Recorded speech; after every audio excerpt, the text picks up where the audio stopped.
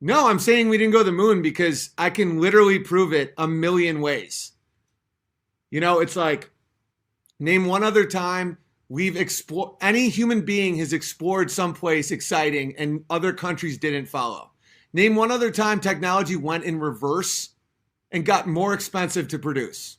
If you could name any time in world history, so we got, at least 6,000 years or more of civilization, if you can mention just one other time in which a milestone was met, like let's say first flight in 1903 by the Wright brothers, or crossing the Atlantic in 1927 by Lindbergh, or the atomic bomb in 1945, or breaking the sound barrier in 1947, or climbing Mount Everest, or going to the South Pole. If you could mention any other milestone in history that once it was broken, no one on Earth from any country was able to repeat it for 50 years. The only instance that has happened is the moon landings. Because if they could go to the moon on the very first attempt with 1960s technology, men would have been on Mars 25 years ago. Yeah, I mean, it's so illogical. I mean, it's absolutely. unbelievable. It's like someone saying we split the atom, but we can't repeat it for 70 years. They're saying it's going to take 20 years from today to, quote, return to the moon. But their goal in the 60s was only 8 years. So with 50 years older technology, it only took them 8 years to go to the moon. And now with half a century, better rockets and computers, it's going to take them 20 years to go to the moon. The farthest they can go today is 1/1000th, as they claim to have gone 50 years ago, with 1/millionth the computing power of a cell phone, with all that antiquated technology. It just is completely illogical. Cars have gotten more economical and more powerful. Certainly better since, the Model T. Same with computers. They've become faster and more powerful and much smaller. We now have iPhones, as you said, in our pockets with more computing power than NASA had to send these astronauts to the moon. And here's NASA's Don Pettit saying, darn it, we'd love to go back to the moon, but we destroyed all the technology that got us there. I'd go to the moon in a nanosecond. The problem is we don't have the technology to do that anymore. We used to, but we destroyed that technology, and it's a painful process to build it back again. And now with half a century, better rockets and computers, it's going to take them 20 years to go to the moon. The farthest they can go today is 1/1000th, as they claim to have gone 50 years ago, with 1/millionth the computing power of a cell phone, with all that antiquated technology.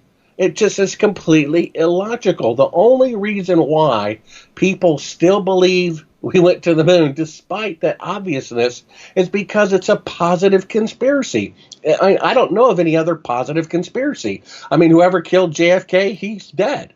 Whoever did 9/11, 3,000 people are dead. But this is a positive conspiracy. We went to the moon. America's great during the Nixon administration, during the Vietnam War protests, a distraction, a pep rally, something to feel good about. Your team won the Super Bowl. Well, what if I told you, Sean, your team, your hometown, they cheated to do it? You're ready to punch me in the face. And what if it's true? I mean, it's to me, it's so amazing. There's so much proof that they didn't go compared to their acclaimed of the facts that they claimed they went to the moon. There's really no comparison. Yeah. Well, let me back you up here. Cars have gotten more economical and more powerful.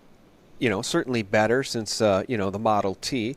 Same with computers. They've become faster and more powerful and much smaller. We now have iPhones, as you said, in our pockets with more computing power than NASA had to send these astronauts to the moon. And here's NASA's Don Pettit saying, darn it, we'd love to go back to the moon, but we destroyed all the technology that got us there. I'd go to the moon in a nanosecond. The problem is we don't have the technology to do that anymore. We used to, but we destroyed that technology, and it's a painful process to build it back again. We destroyed that technology, Bart. It's a painful process to get it back, doggone it. Shucks. So let's pretend, Sean, that you believe we went to the moon. I'm going to help you win the debate. You tell me one other time in the entire history of the world when a new technology was developed and they deliberately destroyed it. See, then I go, hello, because it's never happened.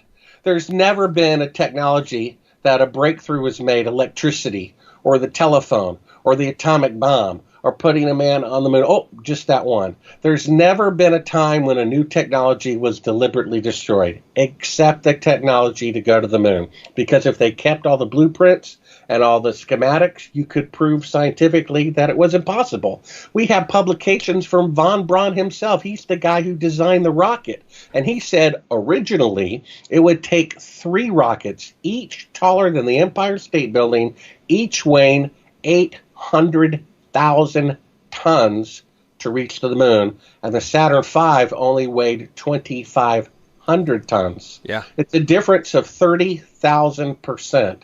And then he said you'd have to have a space station built first, ferry all of the extra fuel, and from there go to the moon. And then he said once you landed, you'd have to go into a cave because there would be a 50% chance every 24 hours of a catastrophic failure because of micrometeorites causing catastrophic decompression in the spacecraft or spacesuit.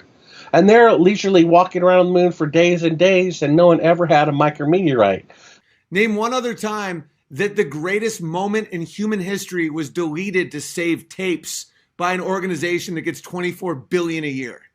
This is from NASA's Eugene Kranz, who said they just don't have the telemetry data anymore. I haven't seen anything that indicates the telemetry data is even in existence, and as I said, even if we had it, we don't have the machines to play it back. But your own research has shown the telemetry data is missing. That's right.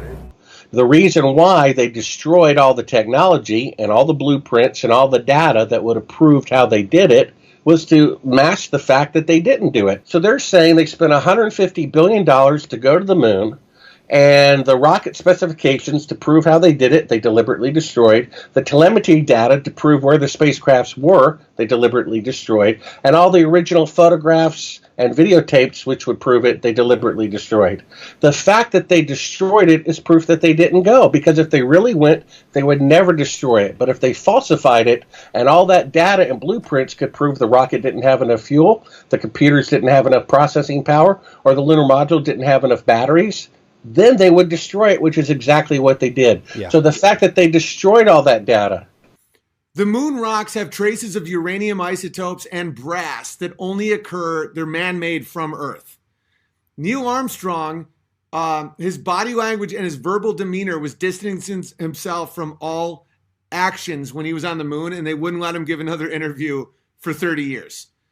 The rock he gave Holland was a piece of petrified wood. I don't even have to touch the Van Allen belt. As we get further away from Earth, we'll pass through the Van Allen belts, an area of dangerous radiation. Radiation like this could harm the guidance systems, onboard computers, or other electronics on Orion. Naturally, we have to pass through this danger zone twice, once up and once back. Sensors aboard will record radiation levels for scientists to study. We must solve these challenges before we send people through this region of space. For this flight, it's time to head home. So 2 or 3 years ago, NASA admitted the technology necessary to protect the astronauts from this dangerous radiation has yet to be invented. Hello, then how did they go through it and back to the moon? And dude, look at how Bush, Clinton, Obama, they all said we're going back to the moon. Gearing up, bailed. Well, what about private? Elon Musk said he's going to the moon, bailed. Now he's going to Mars. Wernher von Braun said that we would require a rocket ship the size of the Empire State Building to go to the moon. No other country has ever gone. None of it makes sense. It's provable. They deleted 1 metric ton of telemetry data, and then people go, "Whoa, it's unusable tapes." They claim they reused the tapes. According to the New York Times, NASA said they had to reuse the tapes because they were facing budgetary problems. And here's the biggest one by far, because people could say, Big Bear, you're not an expert of the Van Allen belt. That's why I don't even touch those things. I am an expert at mass communication. I minored in it in college. I understand television production. I was on PSTV in Plattsburgh State University. I get it. I understand. Not only am I smart enough to figure out the shit, But just to let you know, I know what it is. The amount of electricity it takes to broadcast a live television broadcast is not remotely possible from any of the specs from the moon. Add on to that, you're flying through space. You're going through 237,000 miles of a vacuum through a radiation belt, like a horrific radiation belt going to the Earth in the late 1960s, and people can hear you talk without enough delay to make it. They did a 4-second delay because the retards didn't realize it would have been more like a 30-second delay. NASA claims that the Houston transmissions were the only ones taking place with the astronauts. Listen now as Houston Control initiates a conversation with the crew, only to find them too preoccupied with the behind-the-scenes trickery to respond. Moments pass and the oversight is picked up on by the clandestine third party, who quickly prompts them with talk. Immediately, Neil Armstrong speaks. Hello, Apollo 11. Houston, Goldstone says that the TV looks great. Over.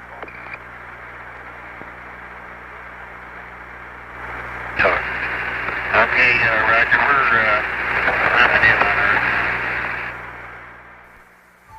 Again, the illusion they are attempting to create is the Earth at a distance to demonstrate their far journey from it.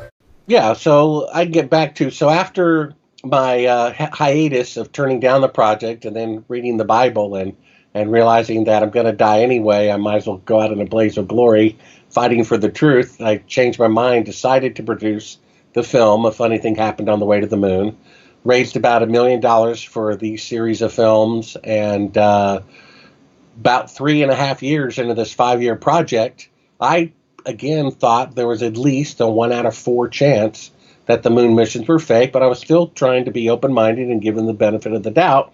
Then about 3.5 years into this 5-year project, I pop in a tape and it says on the screen, "Do not show to the public." An old reel received by mistake. It contains the raw or unedited footage of the crew of Apollo 11, Michael Collins, Edwin Aldrin Jr., and Neil Armstrong, staging part of their mission for nearly an hour in living color, with exceptionally clear behind-the-scenes audio of conversations discussing the techniques used to achieve a disingenuous picture depicting the Earth at a distance. So for detractors of the film who say this footage is readily available, all you got to do is see the beginning of the head of the reel. It says, "Do not show to the public." So for having that on the head of the reel and claiming it's widely available, it's a pretty big contradiction. It's amazing when people lie to prove their points, then their points are lies. You know what I mean? Well, that's what Snopes does full time. That's all Snopes is it's to discredit viable and intelligent conspiracy theories. And in fact, many of them are just wide openly well-known conspiracies. They're not even theories anymore, like the whole 9/11 false flag event. I mean, but leave it to Snopes and these people to try to debunk everything. So, but that piece of footage, how did you get that footage? That just magically was mailed to you? Well, Bill Casing thinks someone sent it to me deliberately. I can tell you that what was on the label of the tape and what was in the content of the tape were two different things. Most reporters were satisfied with their pre-edited compilation reels. So when the event happened and in all the subsequent anniversaries where they show a few seconds of the mission, they only looked at the first few tapes that came out of NASA's press office and were satisfied. I asked for everything, every picture, every video, every film footage, everything from just the first mission. I figured if they faked it, they're more likely to have made a mistake the first time they faked it. Well, after 20 or 30 of these reels being basically the same thing over and over again, I kind of got tired of looking at them. And when I was editing the film, not with nonlinear equipment, I had kind of postponed the first part of the film where I wanted the countdown in real time. And I always had clips of it going from a minute to 30 seconds to 10 seconds, but nothing a minute all the way down, which I thought would be kind of dramatic. So I finally went through the last couple of reels of footage that I had and popped one in. It said, "Do not show to the public," and I hit fast forward. And even though I had specifically asked for unedited footage, everything from NASA was edited, except this and one other reel. And so I've seen this shot of like a black TV screen with a little blue tennis ball sized Earth in the middle of it for 10 minutes, 20 minutes, 30 minutes, 40 minutes, kind of wiggling around and thinking, oh, this is unedited footage. This should be pretty good. So I rewound it, hit it play, so watch it in real time. And you hear NASA say, actually it's Goldstone or something. No, it's NASA saying, NASA headquarters saying, hey, the TV picture looks great. Then there's about 4 seconds of dead air. And then Neil Armstrong says, yeah, we're glad the TV picture looks great or something like that.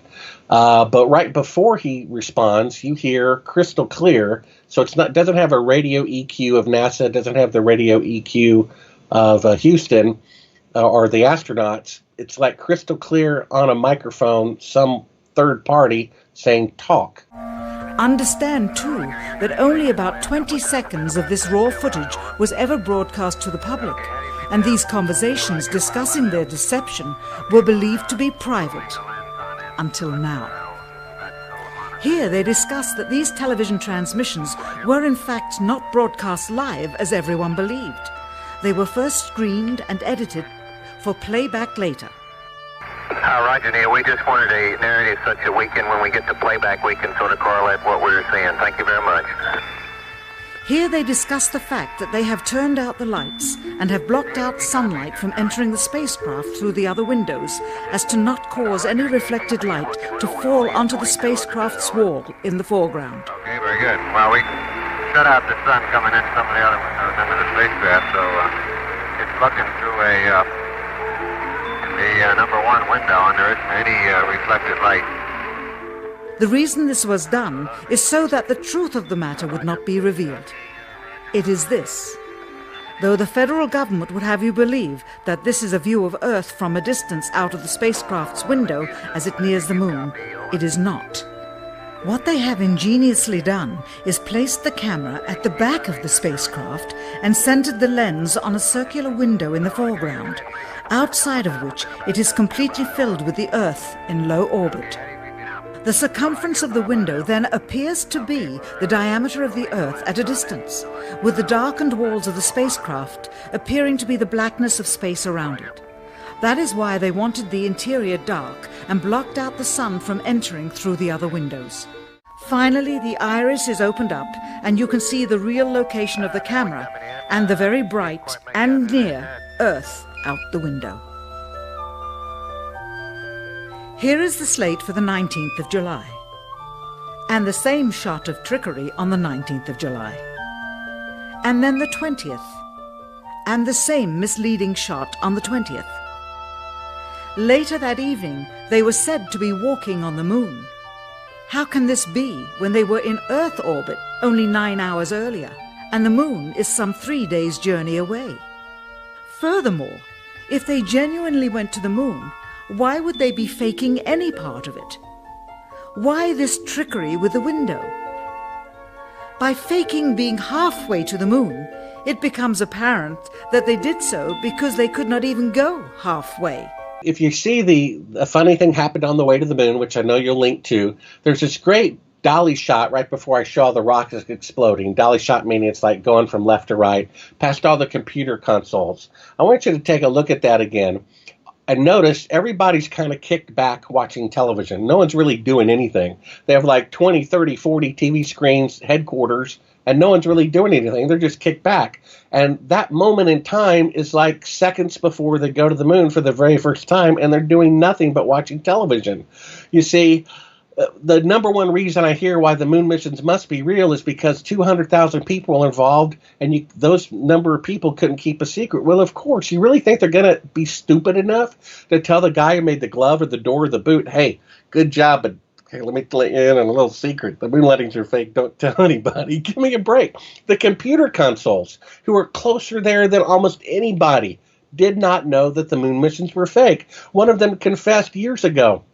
They could tell no difference whatsoever between a simulation and an actual flight. So the computer console people didn't know. The astronauts obviously knew. Von Braun knew. And probably the flight director knew, so that he could steer people's mind away from mistakes as they happened into believing that they really went. But we're talking about just a handful of people knowing. It's all a lie. And of course I want to believe it, I used to want to be an astronaut. This is what happened with the space landing hoax. Every fucking place I looked revealed more and more of the hoax. Everywhere. The shadows, them trying to like recreate the shadows, like all this stuff that makes for bad arguments. Scott Adams does a good job of explaining this. The laundry list is a bad argument. Where if I talked about the reflections or shadows or any of this stuff, people have quick responses to that. My arguments are home run, bullet to the head arguments. We went there and no country followed. We didn't set up bases there. We never went back. We have no scientists up there. It's the one time in human history that's the technology, we lost the technology and it's too painful to recreate. That was one of the most senior astronauts who said that. That wasn't Breitbart. The moon rocks contain trace elements that only exist on Earth. Neil Armstrong gave Holland a piece of wood. And there is no chance you can broadcast live television from that distance with that amount of power now, let alone in the late 60s. It's all bullshit. And every stone you open, you realize it never happened. I mean, it's so preposterous. But people wanted to believe it. They wanted to believe in technology. They wanted to believe in America's great. And we're trying to take candy away from a baby here, Sean, in order to get people to see the truth. They don't want to give up their candy. I've talked to professors at universities who said if they saw an Apollo astronaut on national TV confess that it was fake, they would still believe that the missions were real. Well, they want to believe it so much. We've been indoctrinated since children with this story. And you're right, it's a positive story. It's a patriotic story, and we want to believe it. But again, as I started this video, as I started this interview, just about everything we've ever been told has been a lie. So, think what it means if they didn't go and lied about it. Let's think about that for a minute. This is what it means if they didn't go to the moon, and we're right that they lied about it. It means our country, the United States of America, that we're genuinely patriotic for, being an honest country, a moral country, that they lied about the greatest accomplishment of mankind. They held ticker tape parades for these people. They gave them Congressional Medals of Honor for lying. It means, because we know Congress and the Senate didn't vote for this, it means that the people controlling the government are not the Congress and not the Senate, that the CIA is running the country. And if they lied about the moon landings right in front of your eyes, through their teeth, going to an elaborate scheme to do it, they will lie about anything and everything. Yeah. And if that's the country that we're a part of, and if that's the country that is leading the world in democracy and freedom, then think what that really means. And people will not accept that. I talked to that professor, and he's like, well, people wouldn't do that. People wouldn't be that corrupt. Hello? We live in a world in which in the last 100 years, more people died killing each other than in the entire history of the world. Genocide, killing millions of people because of their religion, raping babies, stealing, Nobel Prizes through plagiarism. And you think no one would lie about a scientific accomplishment, a bluff in technological poker with the Soviet Union? The only reason why people still believe we went to the moon, despite that obviousness, is because it's a positive conspiracy. I don't know of any other positive conspiracy. I mean, whoever killed JFK, he's dead. Whoever did 9/11, 3,000 people are dead. But this is a positive conspiracy. We went to the moon. America's great during the Nixon administration, during the Vietnam War protests, a distraction, a pep rally, something to feel good about. Your team won the Super Bowl. Well, what if I told you, Sean, your team, your hometown, they cheated to do it? You're ready to punch me in the face. And what if it's true? I mean, it's to me, it's so amazing. There's so much proof that they didn't go compared to their acclaimed of the facts that they claimed they went to the moon. There's really no comparison.